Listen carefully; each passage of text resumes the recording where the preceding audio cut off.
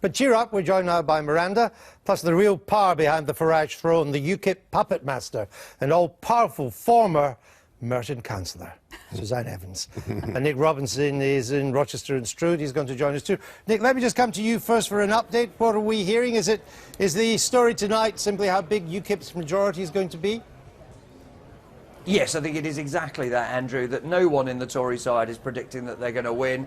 Everyone on the UKIP side are predicting that they will. But UKIP are making a great effort to say that it's closer than expected. Now, I suspect this is simply about downgrading expectations, because some of the opinion polls in recent days showed a pretty big margin of victory for UKIP, and I don't think they want that if it's 2,000, 3,000, the Tories to be able to say, oh, well, look, they only just did it. But there's no doubt here what the final outcome will be. It's just a question of how many votes is in it. Suzanne Evans, how big is your majority going to be? What are you hearing? I have no idea. And I have to say, Andrew, I'm here on tenterhooks, I really am, because I do feel for Mark, and everyone's saying we're going to win and have been saying we're going to win for a long time, and the polls have been extremely good for us. But, you know, there is that element of nerves. You never know until the result is actually announced. Is this what you call managing expectations? Oh, I don't think I'm managing expectations. I'm really giving you a personal view. You know, I feel for Mark. He's put his neck on the block here.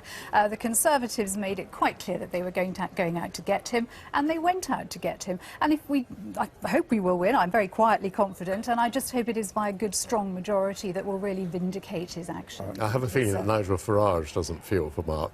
He was pretty rough with him this week, wasn't he? No, I don't think. I don't think he was pretty rough. I think we just saw him stand up for him. No, you didn't. Quite well. What you saw him was you saw him slap him down. You saw him saying that he was an incompetent by-election candidate who just got in a muddle. Oh, That's rubbish, exactly what he Michael, said. you're completely blowing that All right, out let me. of proportion. Alan, give me your reaction to Emily Thornby, the Shadow Attorney General, her resignation tonight. I didn't know anything about it till I walked in here, and I don't understand much more about it now. All I know, Emily Thornby comes from a very poor background. She was council house raised and is a kind of, in many ways, epitomises social mobility. Rose up to be a barrister. But she's accused by tweeting this picture of an ordinary house with a white van in the driveway and 3 St George's flags or versions of them hanging, of sneering at that kind. Well, she's not a stranger to council housing. That's where she comes from. I don't know. I haven't even seen the picture, but you know, if it's, it doesn't sound to me like a huge like a resignation. So why did she resign? Scandal. I don't know. I mean, does it not? I mean, the problem is that it plays to this feeling that those around Mr. Miliband kind of sneer at working-class patriotism. Well, I heard you say that the line from on your clip from Labour Party headquarters was Ed has never been so furious. Well, maybe that's why he's furious, because it looks as if it's patronising to working-class people. But I wouldn't think that Emily Thornby is a good example of someone who would do that, given her background. Michael, what's the significance of tonight's result? Let's assume that UKIP has won comfortably. We don't know how much. I'm being told, by the way, that the turnout is probably just over 50%, which is OK for a by-election, nothing great. Let's assume UKIP has won pretty well, pretty comfortably. What's the significance for Mr. Cameron? I would put it in 2 halves. I'd say, first of all, there'll be worry that others are going to defect, and we're going to go through all of this again in the next couple of months.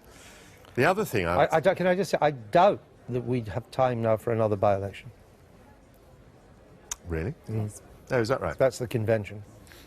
What, not hard and fast. Last 6 months. The last couple of months. I mean, the Speaker of the House stood down with 6 months to go the last time, and there wasn't a by-election. I suppose even so, if people announce their decision to defect, that would be serious. The other thing that strikes me, a bad combination of things here, is that Lord Ashcroft is doing a lot of polling. There's never been as much money thrown into polling as there is now. The national polls are one thing, but what he does is he polls constituency by constituency. The significance of that is you provide a lot of information to voters, and if you identify places where, let's say, UKIP is strong, you encourage tactical voting. And I think there's going to be much more information at constituency level at the next general election than there has ever been before, because the Ashcroft millions are in there. I want to go back to Nick in just a second, but to bring Miranda in, it's just another night of misery for the Liberal Democrats, isn't it? I think it is, yes. I think we can another safely lost deposit. You're going to have a whip round to pay for it. We can safely predict that the Lib Dems will not be winning tonight's by-election, unlike the great by-election wins of the past. But, you know, the Tory party said they were throwing the kitchen sink at this. I'm not sure that the the Lib Dems even threw a plug at it, you know, so that No. will be their defence. But yes, of course, having very poor showings in the months leading up to a general election doesn't boost anyone's morale.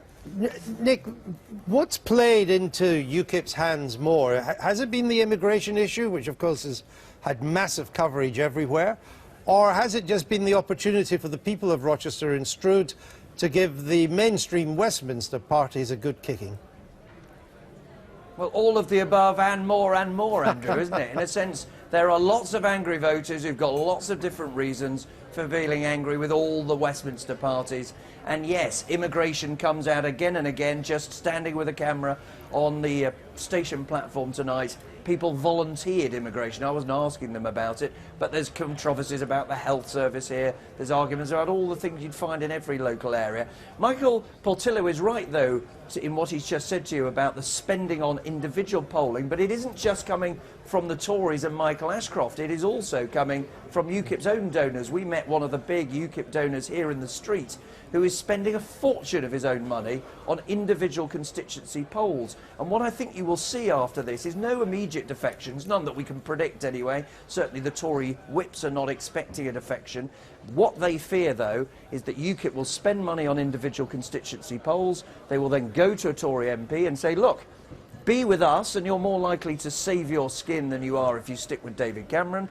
Those people will then be told to wait long enough that they don't have to call a by-election for the reasons you say, Andrew, and that they call and they announce their defection at the moment of maximum pain for the government. For example, on the day of David Cameron's immigration speech, or some date in the new year when the government wants to announce something. So polling will be crucial in persuading some more Tory MPs to follow the two who've already made the jump.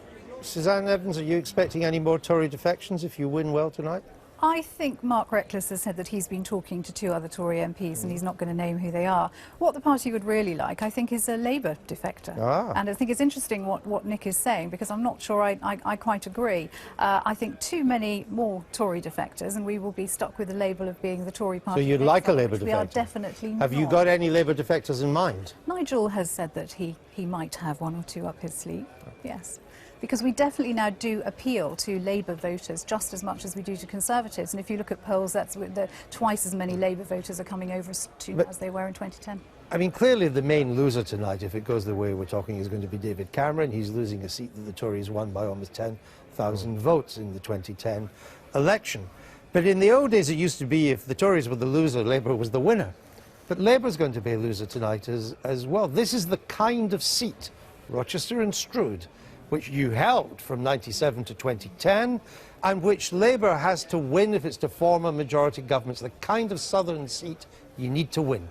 Yeah, there's been a bit of a boundary change. Having Bob Marshall for Andrews the by-election, the boundary changes are de minimis. Yeah, they're if you carry on watching our by-election coverage following this programme, I will show you the changes. They're very small. I won't sit up till the wee small hours with you, thank you, Andrew. Better, you'll be allowed to leave. It was never one of our target seats, and when I was there, it seems to me that there were many Labour people who were thinking of voting Conservative to keep UKIP out. The interesting thing for me is that UKIP, more and more as we come to the general election, are coming under the kind of scrutiny that Michael and I are very used to. So you saw 2 examples of that, the repatriation bit, and then the incredible Nigel Farage and the NHS. I mean, I caught a bit of Douglas Carswell who's a very decent guy, by the way, and who usually just says what he thinks. Suddenly he's in normal politics mode and trying to explain the unexplainable, why Nigel Farage should think that insurance-based NHS system was right a couple of years ago, and suddenly doesn't think it's right at all. Changed his mind, he says. I can point to a million U-turns that Labour have done as well. I mean, let's look. Oh no, well, of course you can. Of course you can. But of course you can. But but we're under great scrutiny from the public on these issues. UKIP have escaped that as being part of the none of the above party. That's going to become much more of a spotlight. Well, we keep on saying that, but it doesn't yet. We're heading for not another yet hung general parliament. election yet. Well, I think we are heading for another hung parliament, but I think what's interesting is also if UKIP do get more establishment MPs, you know, are they still the anti-establishment party? And as Suzanne says, do they become a wing of the Tory party, or can they turn to something else? Because you're seeing the hollowing out of the main parties. And after the humiliation in Scotland, this is another humiliation for all the main parties. We will have to